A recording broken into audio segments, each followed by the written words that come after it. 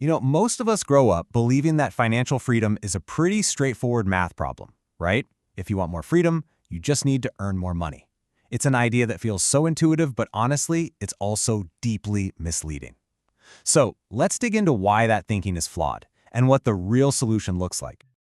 So here's what happens to way too many people. Their income goes up, which is great, of course, but then something else happens. Their obligations, their fixed expenses, they rise right alongside it. That gap between what they earn and what they owe, it just doesn't grow. It's what they call the hedonic treadmill. More money doesn't create more breathing room. It just ends up financing a more expensive version of the exact same life, and often it comes with more stress, not less. And that, right there, brings us to the single most important idea in this entire explainer. The numbers in your bank account, they don't tell the whole story. The real game changer isn't how much you earn. It's the system that tells your money where to go. All right, so let's start by breaking down this income illusion.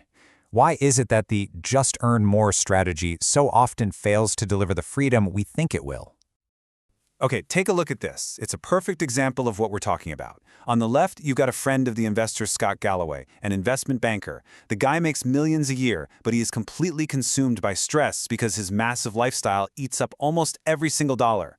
Then, on the right, you have Galloway's own father. He brings in about 52 grand a year from his pension and a few washing machines he owns, and he's totally stress-free. So, I gotta ask, who's really the rich one here? Well, the answer really comes down to this definition. Being rich isn't about having some huge salary. It's a state where your passive income, that's the money you make without actively working for it, is greater than your burn rate, your total expenses.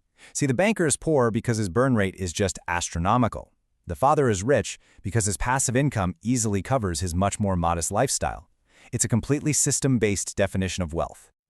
So what's actually going on here? What's the mechanism that traps people in this cycle, even as their paychecks get bigger and bigger? The culprit has a name, and you've probably heard it: lifestyle inflation. But here's the crucial part. This is not a character flaw. It's not about being bad with money or lacking discipline. It's just a natural system response. When more resources come into your life, the system, your life, just naturally expands to use them. And it often does that by turning flexible income into rigid fixed commitments. And you can see exactly how this plays out, right? A raise comes in, and suddenly that bigger house seems reasonable. Upgrading the car feels totally justified. You add a few more subscriptions, they're only a few bucks each, right? Maybe you start thinking about private school for the kids. See, each decision makes perfect sense on its own, but when you put them together, they systematically lock up all your new income into future obligations, and you're left with no more freedom than you had before.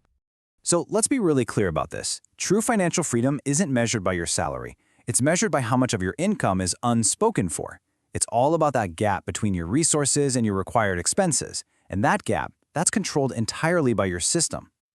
Okay, so if the just earn more approach is a trap, what's the way out?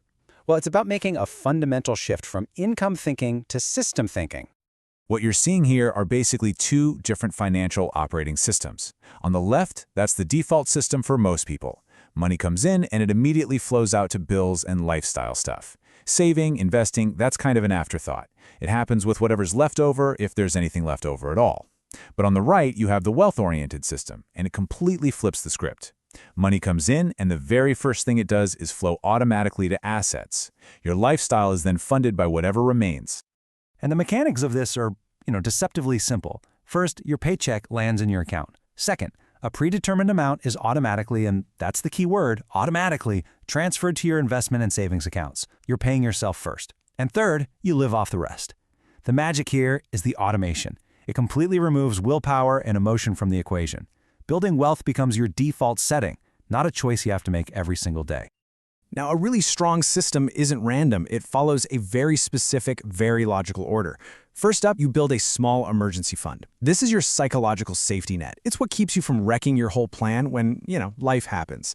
Second, you attack high-interest debt like credit cards. Paying off a credit card at 22% interest, that's a guaranteed 22% return on your money. You just can't beat that anywhere else.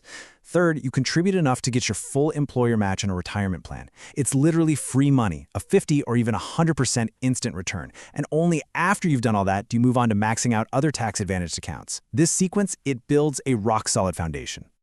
So if building a system is so powerful, why are we all so obsessed with just the income number? Well, the reasons are pretty deep. They're psychological. You see, focusing on income gives our brains exactly what they're wired to crave, that instant feedback loop. A raise is visible. Buying a new car gets you social validation. It feels like progress. But system building, that's totally invisible. Your automated investment just happens silently in the background. And the reward, true freedom, is delayed. It doesn't get you likes on social media. It quietly generates something way more valuable down the road. Options. We're just naturally drawn to the thing that pays off today. But what is that delayed payoff, really? It's not just about ending up with a pile of money. It's about getting to a point where you can, as Scott Galloway puts it, completely delete the should bucket from your life. You no longer have to go to events you should attend or take on projects you should do for your career. Suddenly, your life boils down to just two buckets, what you have to do and what you want to do. That is the real essence of freedom. It's about choice. And a system like this doesn't just happen overnight. It moves you through these really clear stages. First is security. That's when you've paid off your bad debt and you have a solid emergency fund. Next comes flexibility. This is where your investments could cover your basic expenses for a year or two, giving you the freedom to maybe take a sabbatical or switch careers. And finally, you reach independence. This is where your investment income can cover your lifestyle forever. Work becomes a choice, not a necessity. Okay, let's wrap this all up with one final, really powerful idea. When it comes to your money, your financial architecture, well, that's your destiny. Let me put it this way. Money is just an amplifier. It takes whatever financial structure you already have and just makes it louder. If your financial structure is weak and it's built around consumption, then getting more money is just going to lead to bigger problems and more instability.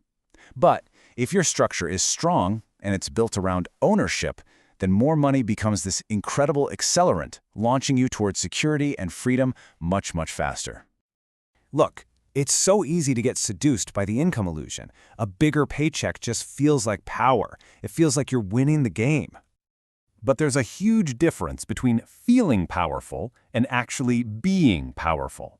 A better system is what actually creates real power. More money might increase what you can choose to do today, sure, but a better system increases what you never have to do tomorrow.